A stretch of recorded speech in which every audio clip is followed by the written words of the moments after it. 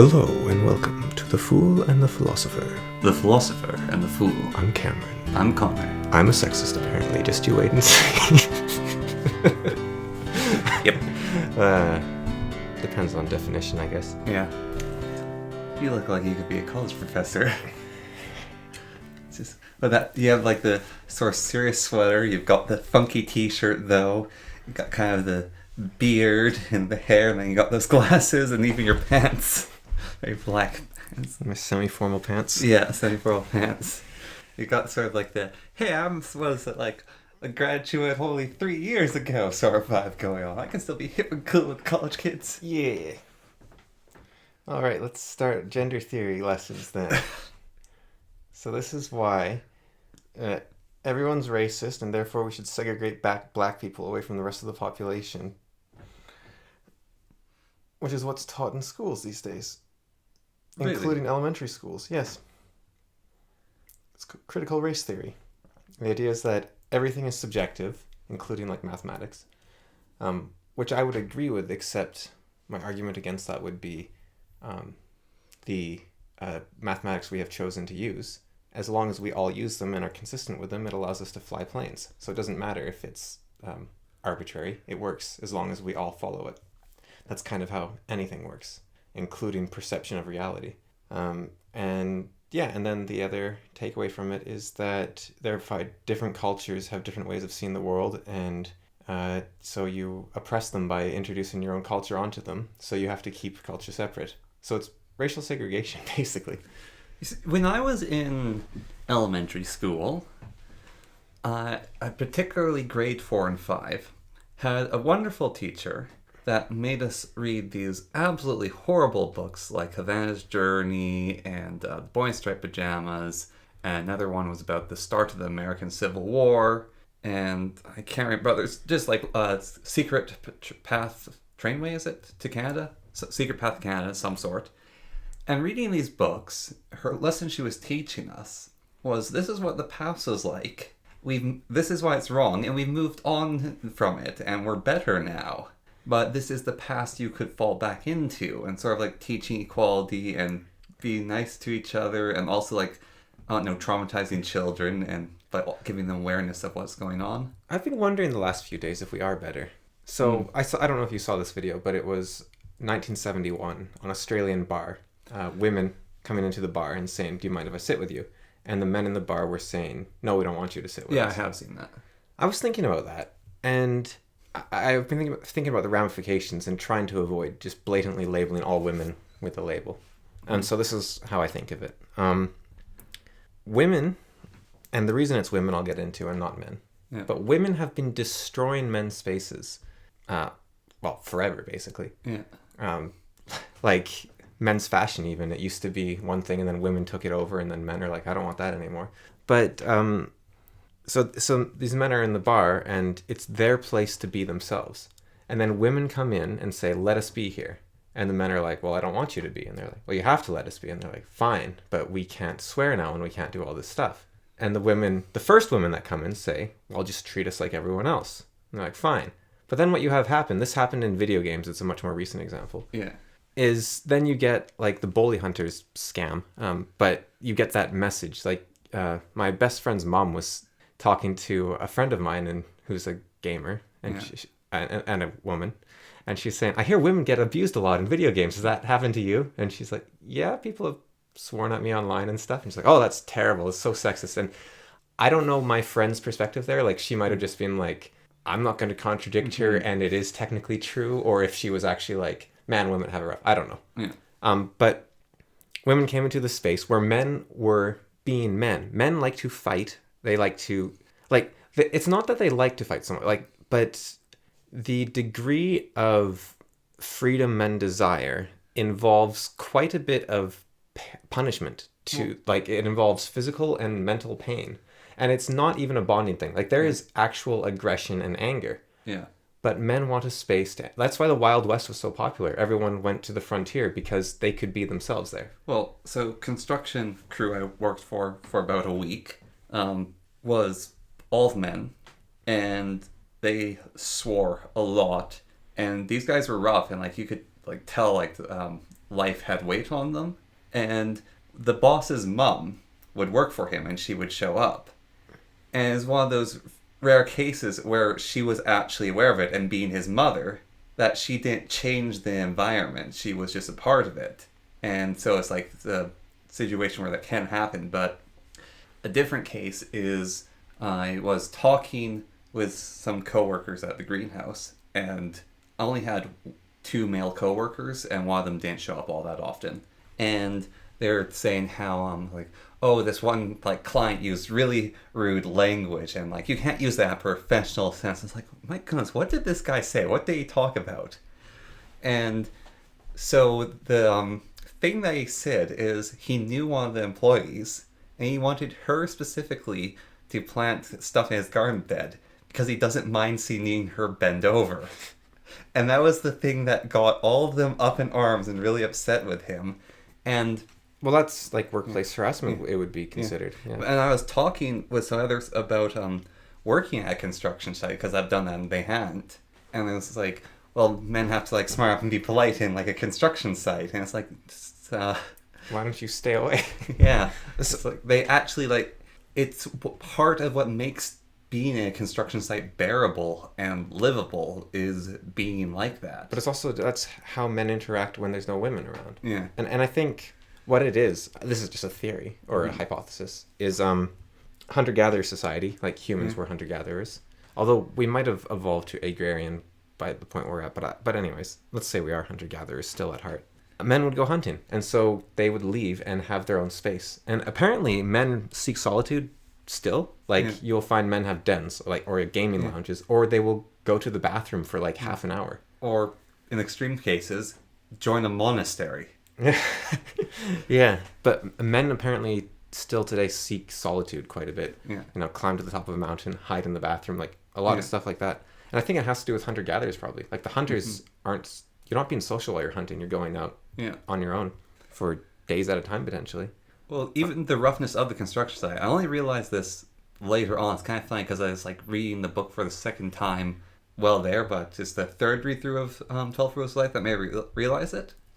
So the first few days of the job, I was told to pound wooden posts into gravel with a sledgehammer. And that was brutal work that destroyed my hands, like covered them in sores. And I was really tired, and I could barely do it. And the boss, like I watched him, he could do it with ease. And he could have done all the work that I was doing in like 2 hours that took me 2 days to do. But what they were doing is they were testing me. They were giving me the hardest job there was at that site that my level of incompetence would allow me to do, to see if I broke. Yeah. Yeah, because you're not useful to them otherwise. Yeah. And I broke for a different reason of I didn't want to keep with the hours, and I made the amount of money I wanted to make by that point, so I worked for them for a week, and that's a terrible employee on my part, is working for them for a week and then saying, yeah, I'm done, because I basically had the money I wanted. But it like that was a very hard part, and after I'd done that job, they actually sent me to things that were less hard, because I was more useful in those positions of carrying supplies around, moving sheets of metals, moving soil. I was doing actual jobs that I was strong enough to do and could be useful at. That's the point of hazing. But yeah, so you have male spaces, and men keep running away to make new ones. D&D, wargaming. Like tabletop wargaming is one of the few they have left, really. Yeah. And that'll probably change soon. I mean, Warhammer already had that whole, there's no female space marines. Yeah. Which is technically true, but that's because they're part of a different chapter. Yeah. But the Sisters of Battle, or Mercy, what are they? Battle? Sisters of Battle. Yeah. And the Sisters of Silence. So then what you have is women come into these spaces and say, hey, I want that. That looks fun. I don't think men are making these spaces for the activity. They're making it to get away. It doesn't, the activity matters less. Like men will go be cowboys. They'll go be, they'll be in a posse. They'll be hunter-gatherers. They'll play D&D. They'll play Call of Duty. The whole point is that they want a bonding area to be away. And women see the activity and they say, I want to do the activity. And you have to let me in. And so the women come in, and that part alone isn't necessarily a bad thing. They come in, they say, okay, I'm just here. And it's like, okay, like, you know, it used to be like even 10 years ago, the girl gamer, it's just one of the guys sort of thing. Or the one of the guys she plays baseball with you, or whatever it was. And that's like Betty from Archie Comics is an example. And it's like, okay, cool, whatever. You get, that you get the culture, you follow along, whatever. But then what happens is you have other people that come in and say, can I join in? It's like, yeah, okay. And then they say, now you have to change. Like, people come into D&D and they say D&D has to change.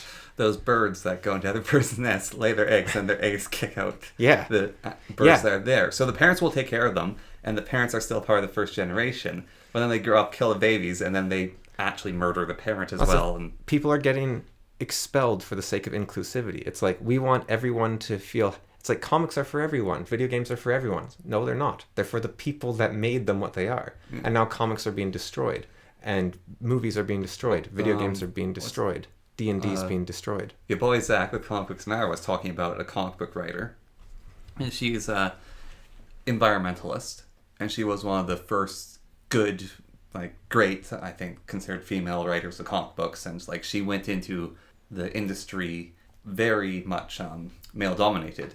And she wrote comics that men liked. And it wasn't even that she liked the idea. She was just like, right, what do they want from these comics? They want big muscly guys, attractive women, and lots of fighting.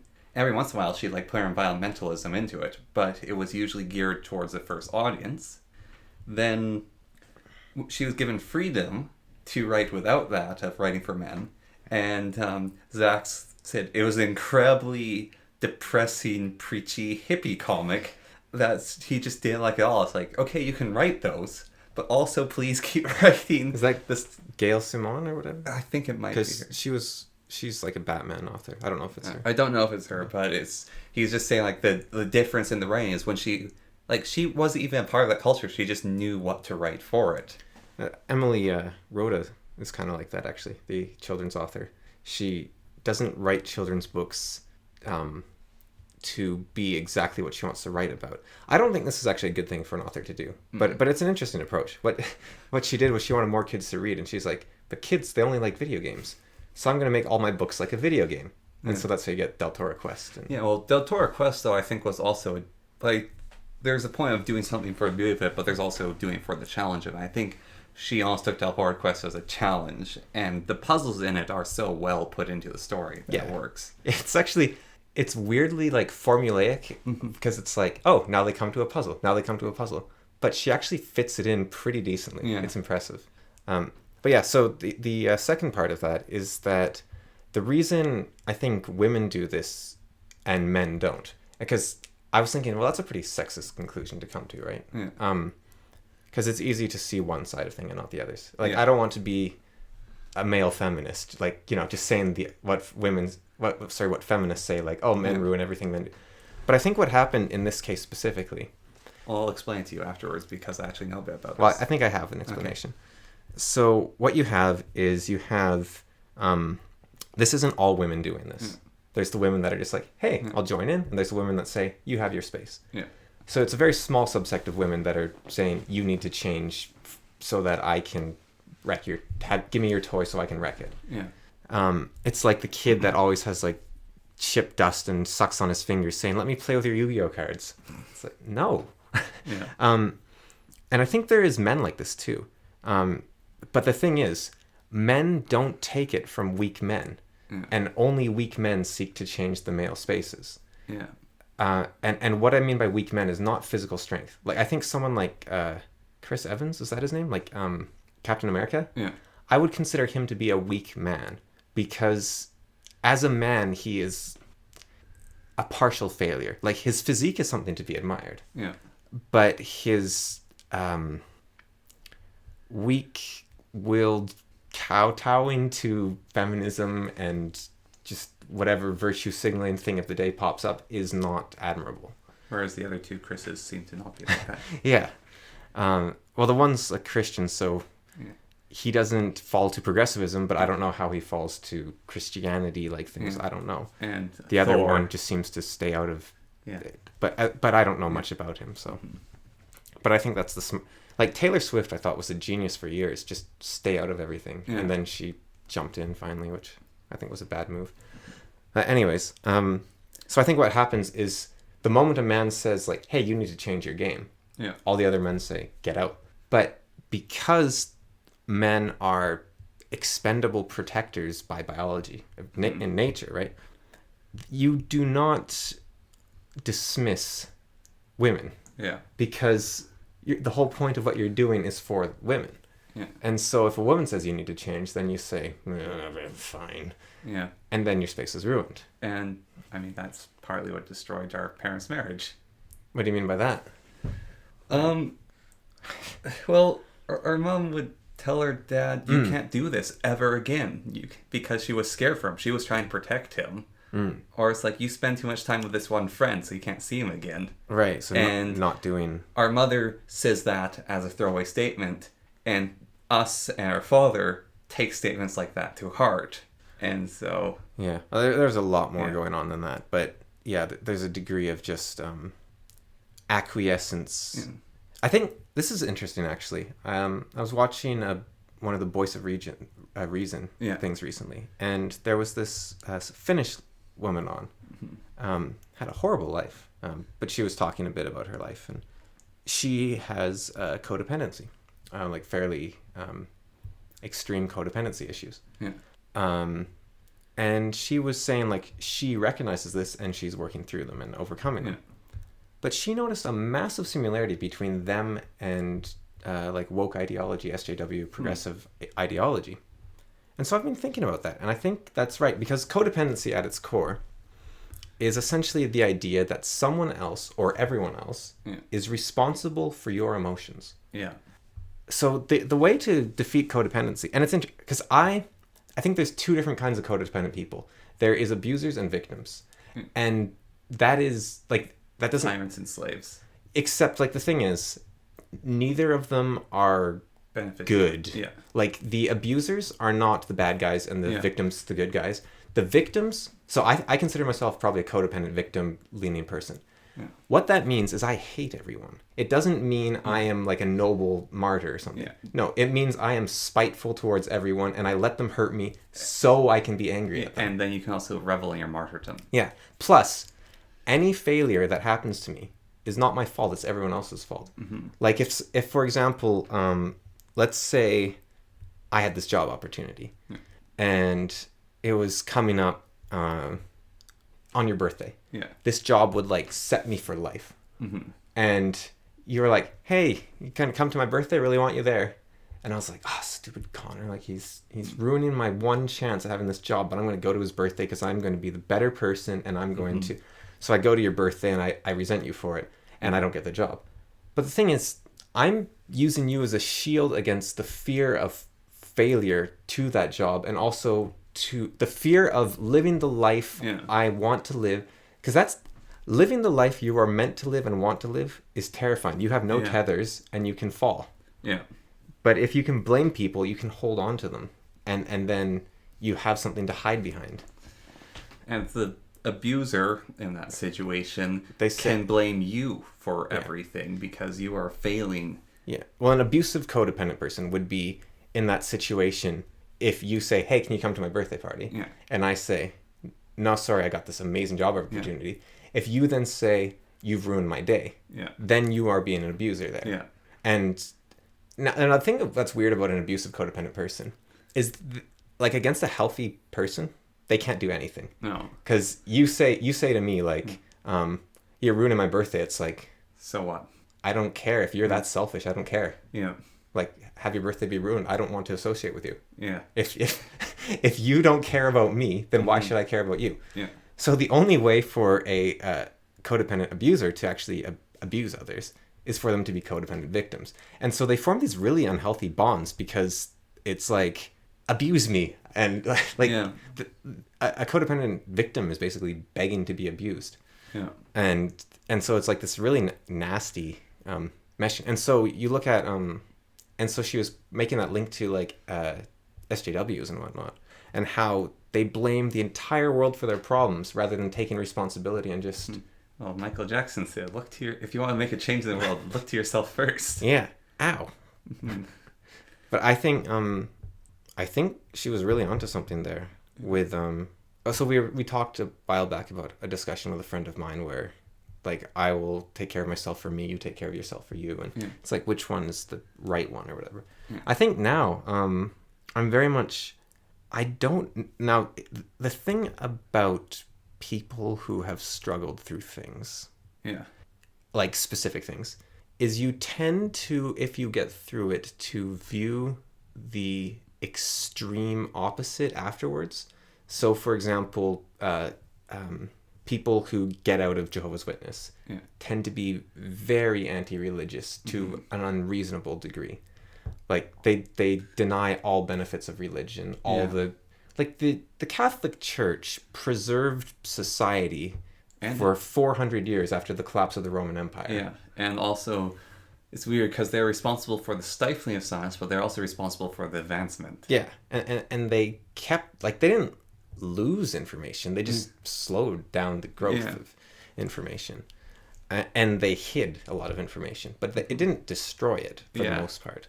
And so, for me to say that all trying to read other people's minds to help them out is bad could be tainted by that. I'm aware of that. But for me, I think that when you are actually just a people pleaser is just a codependent victim looking for people to get angry at when they fail them. Because it's all about failure, right? Like, oh, you fail. Like, I got really angry. Like, you're a great counterexample, I think, to a codependent victim for the most part. Yeah. So I got really, really angry like last year or something. Yeah. Our stepdad said something along the lines of like, oh, when I'm back, the dishes on the counters and stuff better be clean. And it's like, yeah, I'm house sitting and you're treating me like a child and I'm injured. I can't even clean these. Like, and you care more about the cleanness of the dishes than my own health. And so even now I can still kind of get into that mindset. But the thing is, I can just say like nothing and not do anything. Or I can be like, screw you, whatever. Like, you can actually, the easy way out is just like, look, I'm going to do what I want to do. Yeah. I do me, you do you. And what happens, happens. If you don't like it, then we have a problem that we can resolve. Yeah. But I don't have to ruminate on, because what I've noticed very recently, actually, about anger, it's very, like, fulfilling in a way. It's like, oh, it can be a sustenance. But a few days ago, I think it was, I got into this mindset of thinking about probably Vic or something. I was like, oh. And then I stopped. I was like, well, me do me, they do they. Yeah. They messed up, so I stopped giving them money. It's a fair exchange. And suddenly it was like, whoa. Like, you know that Buddhist saying, drinking poison and hoping the other person will die? Yeah. It's like, you have to hurt yourself equally to the pain you are mentally inflicting upon the other institution. And the thing is, because they're not mind readers, the only person that's actually feeling that pain is me. But it's astounding. Like, in order to mentally hurt something, you have to take on an equal amount of pain. And the problem is that you're not Professor X, so you don't even get the benefit of actually hurting them. Yeah. In regards to the sort of, like, giving the people pleaser, or... Yeah, I'll just wait then.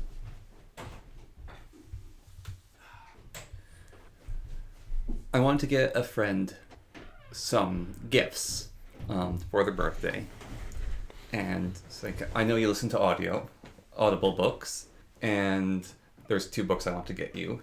And so it's like, give me your phone so I can buy them on your off account. And they're like, okay. Oh, I have 2 credits. So they bought both the books that I said I want to get them.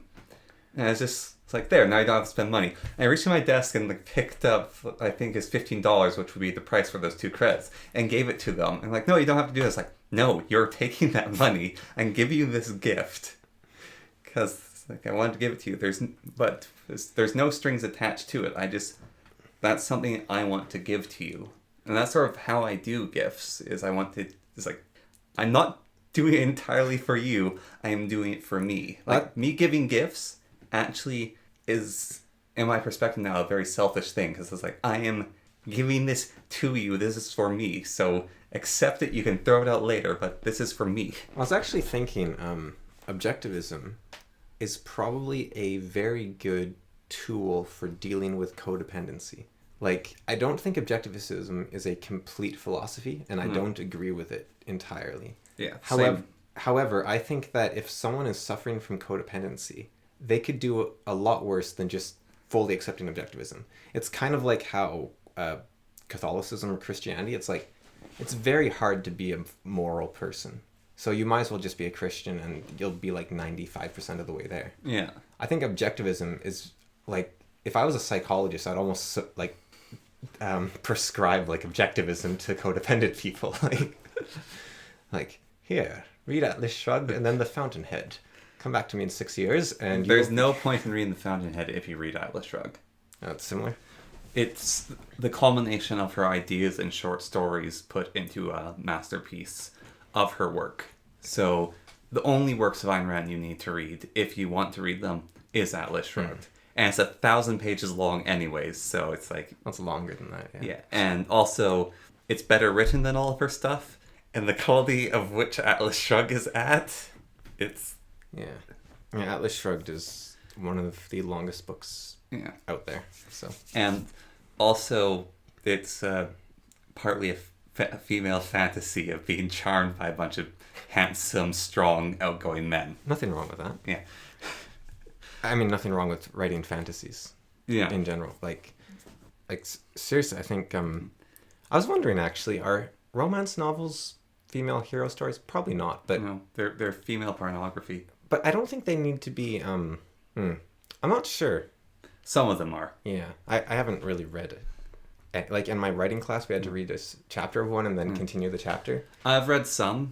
The Clockwork books and City of Bones. Well, those are... The Clockwork book is far more than the City of Bones. But that's more like young adult... that's more genres than just... Yeah. Like, what is it called? Urban fantasy romances are becoming very popular. If you look up, like, urban fantasy... Yeah.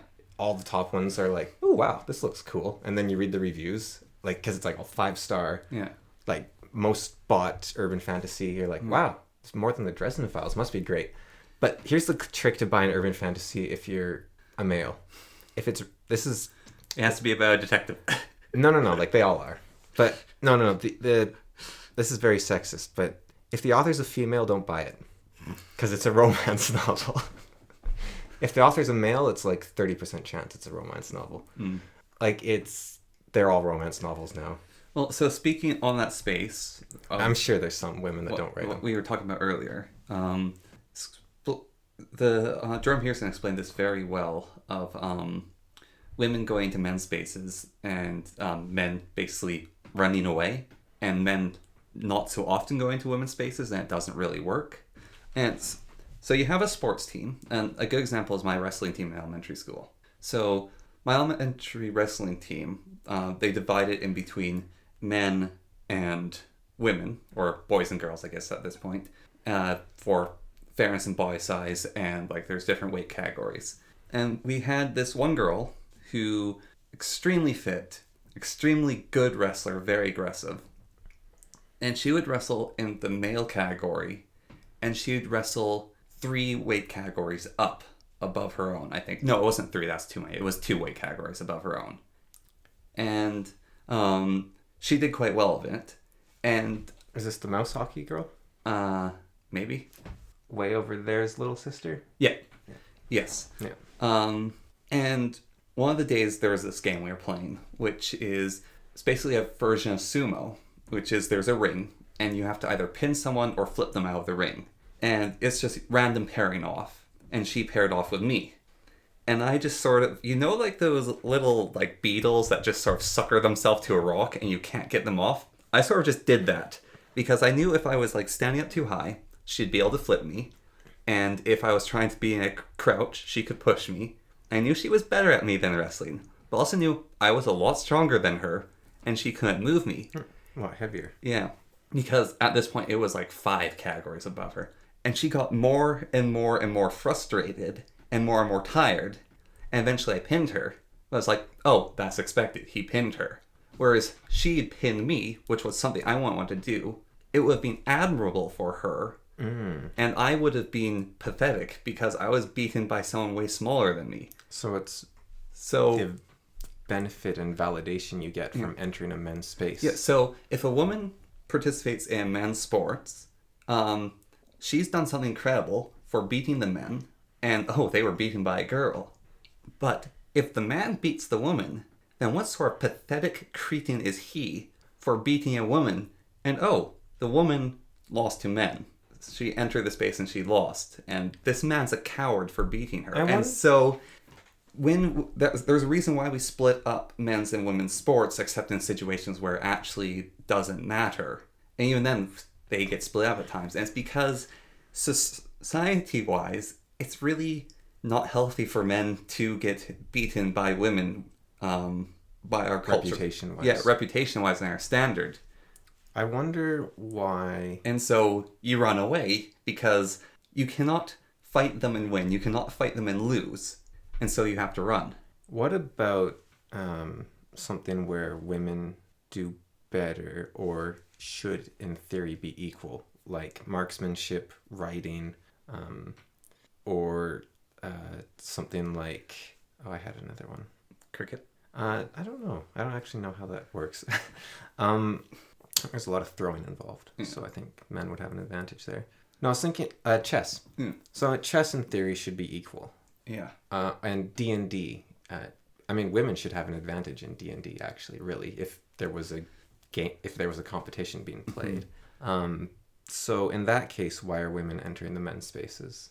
That, do you think, just be a knock-on of it's cool to enter men's spaces? Yes. It's still admirable to be a part of what men are doing because and from the dominance in many other fields, it's what is it called? Like association of a man's space is something admirable to enter and break the glass ceiling into. Because if you break the glass ceiling, you've broken a glass ceiling. Yeah. And so it's admirable to do that. And men also have the response of not wanting to get rained on by their glass ceiling getting broken. And so they will leave that space.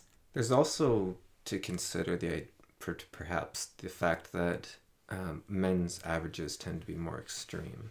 Yeah. So the best humans at something tend to be men, and the worst humans at things tend to be men. I've noticed in Smash Bros community, in like casters, there's a lot of women, but I haven't really seen any pro players. There's not really. There's lower level, like regional pros, but women tend not to be as good at fighting games because their reaction time is actually significantly slower than men.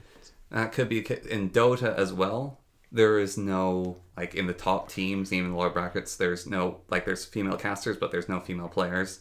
And in the top bracket of Age of Empire, it's all men. Age of Empires, I think, would potentially be a different case. I think that could just be because it's similar to war games, where it's just so nerdy. Yeah. Like, and what I mean by that is men aren't afraid of being excluded from society as much as women on average. Yeah. And so stuff like tabletop wargaming it's dangerous for women to enter, really. Yeah. Actually, this could be related to what you're saying. Like, it's admirable a lot of the time, but you could actually become a pariah if you do tabletop wargaming, especially if you're female. And be like LARPing almost. Well, LARPing, a lot of women do now. Yeah, but I mean, before, even men doing LARPing, was like... Even now. Now, but I mean, it's like, that's it's like, oh, you're a nerd, what a nerdy guy. It's like, and then we have like a group of nerds, and one of them's like, hey guys, you want to go LARPing with me? And they just sort of like disappear from around him. It's like, we're not associated with this. League actually does have 2 pro female players.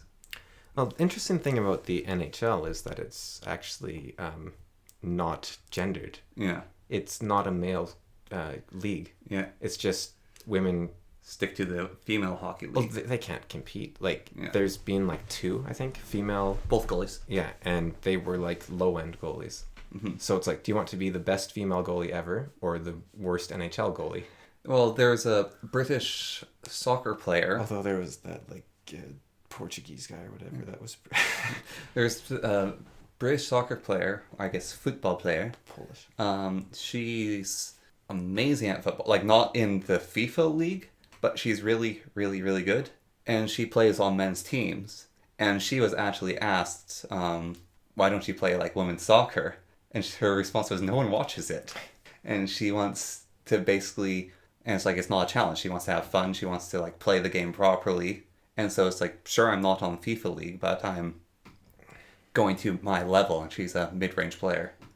The And isn't there a chess grandmaster like that as well? yeah, she plays in men's tournaments because she thinks female division is ridiculous in chess. Because as far as we know, there's no intelligence difference between men and women. Yeah. The reason you tend to see more men in mathematics and engineering isn't because of intelligence or even aptitude for engineering. It's actually because if you have an equally intelligent woman and man, they will have more intelligences than just engineering, of course. Yeah. And the woman's other intelligences will tend to be stuff like writing and social interaction. yeah, and like biology and like other.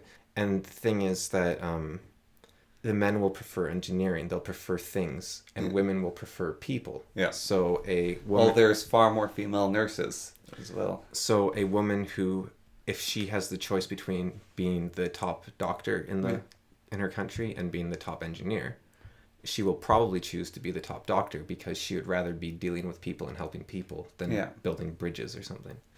And these are all averages, of course. Mm-hmm. But some of these tend to be skewed quite heavily. Things like soccer, actually. It's a famous example of world-class women's soccer league played a high school regional champion and lost. Oh, yeah. Because male soccer is just so much higher. I wonder if that's almost even a case of the men's soccer team, like the boys team, just has to work harder because of the competition, because there's just more male players, and so like what? I don't think so. Well, you know the Olympics, right? Women have troubles running because of their hips. There could be factors like that, but pole vaulting. I can't remember what years it is, but I think it's if you watch the 90s Olympic sports of the top pole vaulters, and you just compose it to the 2012 pole vaulters. They are two different creatures doing the sport. There is such an insane difference athletically between the two of them. And I think it's more, part of it is humans seem to have been in the past, like how many every years going beyond what they've ever been able to do, physically included. But also I think it's more accessibility lets you find the super niches. And so with 7 billion people, basically almost every single one of them being able to enter the super niche, you can get absolutely insane skilled people at certain things. There's still to keep in mind, though, that 95% of men are stronger than like the top. No, how does that work? Only 25% of women are stronger than the bottom 30% of men or something. Yeah. Like, it's extreme. And the other thing to keep in mind is like 0% of men can give birth. Yeah. Their average is, well, maybe not giving birth, but they're sometimes there is just no competition in the higher bracket except for one side or the other. Yeah. Like giving birth, I think, is fairly binary. Yeah. There might be some weird case out there, but. And now competitive birth giving. Best birth giver in the land. There's some Jewish woman after World War II who had, by like the time she died, had something like over 900 descendants from her, because she had a lot of kids, and all of her kids had a lot of kids, and all of their kids had a lot of kids. I'm saying 900 because I believe the stack's actually around 9,000. But I'm lowballing it to 900 because I can be wrong with those zeros there, but it's still, either case, it's ridiculous. You win competitive birth giving. Wow. Yeah, there's a funny, we recognize winners of competitions, obviously. Yeah. And it's kind of, I think it has caused a lot of people to forget that men are competitors because we need to be, because women choose mates. Yeah. And so women don't need to compete. That doesn't mean that women have no skills. It means that you don't see them doing their skills. Because a skill where a woman will succeed is not like being an elder of a village, being a mother, being a Oracle. being a doctor, being an oracle. You're not being a storyteller until very recently, being a shaman or something. Yeah. You're not going to have like a competition for that. And so you will see like, well, this man is the best whatever. But you're not going to see like this woman's the best mother, because Every mother's the best mother. and it's very hard to judge. Yeah. Like, imagine the objective panel of like mother judging. Ugh. And so I think in a way what you could And say heaven is forbid if they're men. you could say that what women do is more important, and important things are harder to judge. Yeah. Well, what was one statement? I can't remember who said it, but everyone's had a mother. Like if you look at an ant colony, all the queen does is give birth. Well, maybe a termite colony. Yeah. All the queen does is give birth. Like she's very uninterested. She has one skill. Yeah. She is useless at everything else in the world, and yet she's the most important termite in the colony. Yeah. So if all women could do is give birth, like human women, that would still not make them lesser than men. It would just mean that because they would still be the most important member of the species in a sense. Yeah. And I think that looking at this point in society, we are saying, hey, but women want to do competitions and whatnot because we don't need to worry as much about struggle and survival and whatnot. Yeah. And I think, yes, and also, but therefore, you can no longer say who's important or not. The Finnish woman had this very interesting point where she transitioned to being male. Yeah. Because her life was a mess and she wanted male privilege. Like that was what she explicitly stated. And so she transitioned to be a man, and she got a letter in the mail from the army saying, all right, time to do your service. And she was like, wait, what? Because in all Nordic countries, except Iceland, I guess, they have mandatory service for the military. Huh. So she's like, wait, what? Where's my privilege? But apparently it's very easy to get out of, well, in all the countries, but if you're a transgender man, they'll just be, oh, sorry, never mind. And there's a very important reason for that as well. But what's going on there, right? Well, no, they just don't care. Like, I know they don't care getting out of it, but it's like I'm saying there's a important reason for them having a lot of excuses is because it's mandatory draft, but their populations are so small that they need elite soldiers. And so basically it's like, if you can come up with a reason why you shouldn't be in the military, then you're going to be a weasel in our military and we don't want you. Yeah, but it's like, if you have like tonsillitis, they're like, oh yeah, never mind. Like they're maybe not that low, but it's like flat foot, colorblind, hangnail. Like they're very generous to not take you. But the thing about that is like all transgender men are not required, right? Yeah. You're not a trans man then, are you? You're pretending to be a man. Like that's kind of, if you aren't doing the duty of a man in your culture, you're not a man. And therefore the whole transition didn't work. Yeah, well, that's a Disney song, Be a Man. It's like there's a lot of things they had to be in that military. But I think Mulan was. Yeah. Mulan is a man. Yeah. Like Mulan was a successful trans man. Yeah. Like, well, she kept on trying, and she succeeded. I think trans man is actually, I don't know. Mulan was a successful man. Yeah. Like, she joined the male culture. Yeah. And she excelled. And so she deserves the title of man. Yeah. And I'm not saying that man is better than woman because you have to earn man. It's, if a man enters woman culture, he has to earn that as well. Well, someone else on the boys... And actually that happened in the Mulan movie as well, where the men have to disguise themselves as women. Yeah. So it is actually both of them. I think the men failed though. Miserably. Except for like the giant Zen guy, he actually pulled it off slightly. No, the short guy. No, he did not. He had his Didn't he seduce a guy or something? He did, but he had his beard, his goatee the whole time. But he seduced a guy, so he...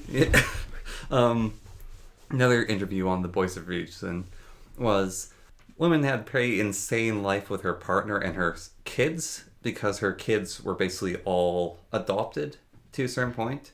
and one of them transitioned, and she basically like, okay, if you're going to live in my house, because she actually didn't have to take care of this one person, it was basically, I want to live with you. Like, okay, if you're going to live in my house and you say that you're a girl, then you're going to be a girl. And so it's like, no, you have to sit with your legs together. You like at Thanksgiving, the women are in the kitchen, the men are upstairs playing video games. You have to be in the kitchen with the rest of us if you want to be a girl. And it's like a whole bunch of things like that. It's like, you can't go outside wearing that clothing because it's far too revealing. No respecting daughter of mine is going to dress like that. Yeah, that's... Yeah, she sort of like very much... She was doing this basically to test them, like, are you actually going to take on the responsibility of my culture as your mother to be a girl? You know, like, that makes sense, like, if you look at it one way. Mm-hmm. But from another perspective, it's so demented to force a man to behave in an unnatural way. Like, on the one hand, it's like, yeah, that makes sense. On the other hand, it's like, you are forcing a man to be a more stereotypical woman than a woman, and that's just messed up. But I guess that's the thing. If you want, well, they detransitioned because she by doing that to them, found out it's like not that, and she basically explained the child wanted to be a girl because like they don't have to work, they get taken care of. It's like they get to marry someone, stay at home. So you have responsibilities. Yeah, and so they want it for the benefits. And she, her adopted mother or their adopted mother, basically said, no, I'm going to put every responsibility a woman has onto you to basically test you. So, I was thinking, how I said you were a heroic woman by not helping those old women? Yeah. And so I was thinking about that. And I think what it is, what's like valor? Valiant? Valiant? Yeah. I think that when a man behaves in a heroic feminine manner, they are being gallant? No. Virtuous. Yeah. They're being virtuous. Yeah. When a man acts in a heroic masculine manner, they're doing their duty. When a woman acts in a heroic feminine manner, they're doing their duty. When a woman acts in a heroic masculine manner, they are being that word I just said. Valiant? Yeah. Virtuous. Virtuous, yeah. They're being virtuous. And so I think that's what I was missing from before. And to wrap it up, because my voice is going, but I wanted to ask you a question. Yeah. What, and I don't know if you have an answer anymore. You gave me this really terrible comic once upon a time, and it didn't answer my question. Well, badly drawn, not a bad comic. What is non-binary as a gender? It isn't. I've been thinking about this, and I had something we had to delete, and I called it abdicating. But I thought it was abdication. It's just big different. It is... So is it just a shirking of responsibility? Or is there more? There's more to it than that. It is abdication. Abdication does come with a shirking of responsibility. But it also comes with a shirking of the privileges. Because a king who abdicates loses his kingship. Yeah, you don't get servants. Yeah, so I was thinking about the song, Once I Was the King of Spain, Now I Eat Hung Pie. Weird point is, why is his identical cousin a peasant? But the other thing is, he gained freedom from becoming a peasant, but he was no longer the king, so now he's eating humble pie. And so he gave up all the privileges of being the king. And all the benefits. All the benefits, and also gave up all the responsibility. Yeah. And so... Interesting. Non-binary is, I think it's twofold. I think part of it is a mental problem of hatred for your own body in a certain form. And I think that hatred can be focused towards certain aspects where what you might actually hate is that you aren't like strong enough, maybe you're overweight, maybe you're losing your hair. And I think it focuses onto certain things. It also comes from puberty. You basically... Have you noticed, actually, I don't know if like Benjamin Boyce's things, a huge amount of women become... they gain gender dysphoria upon puberty because their body changes so rapidly. Yeah, exactly. Your body was one way and then it changes. And so that you have unhappiness, and then we basically can tell, we have a funnel now that unhappiness can be directed towards, because that unhappiness partly comes from your body changing, and that can be a disturbing thing. Like, I noticed I was gaining some weight, and it was like, I can feel the rippling of fat on my body, and it was disturbing me. And it's like, I really, really didn't like that. And so, and it's like, there's different ways you could respond to this. And so it is taking a route. So that's the mental aspect. But also there is, I don't want to be man in all the aspects of man. I don't want to be working on construction site. I don't want to be one of the boys. I don't want to have all these things of man. But then you look, it's like, I don't want to be woman because there's a lot over there. So I will be neither. However, I don't know how successfully someone can abdicate that, because they will still have the shadow past. Like an abdicated king, they were still once nobility, and so they get some stuff from that even, although the practice of the nobility, they actually play game theory in that, of which is, if you abdicate, then you are shorn. And that's happened before. It's, no, you have abdicated, you are no longer nobility. And the royals really have to have everything. It's like, you abdicate, you left your responsibility, you get nothing. There's nothing. You have to make everything yourself now. And so I almost wonder, for non-binary people, if we have to basically treat them as non-binary. Like, we actually have to say, okay, you have abdicated both masculinity and femininity. Seeking the benefits of neither. Yeah. I will not carry your stuff. I will not treat you with respect just by saying, hey, you made it this far. Yeah. I will. And if you want to take that deal, then go ahead. Yeah. And I don't know what's left in between the two virtues, because we often operate... But what is a person? Well, we operate in a binary system, and so I don't know what's left for them. Well, I think we don't entirely operate in a binary system. But I think that the question kind of becomes, what is a person who you have no duty to protect and can't rely on for anything? Like, they're kind of subhuman. And so, like, they've avoided all the duties, but there's nothing to respect them for. I think that's even a part of why we have difficulty in our language, is just like sie and zer, like, or they. Like, it's just awkward to say because we're used to something, but also when you say man, you get big lumberjack, you get like a caring father, you get the old wise man, like all that is in your subconscious. That is a man. When you say woman, you have a grandmother, you have attractive woman, you have like the happy, like pretty girl, whatever, like the girl next door. You have all of that images. And then it's like, no, you have to call me Zay and Zer.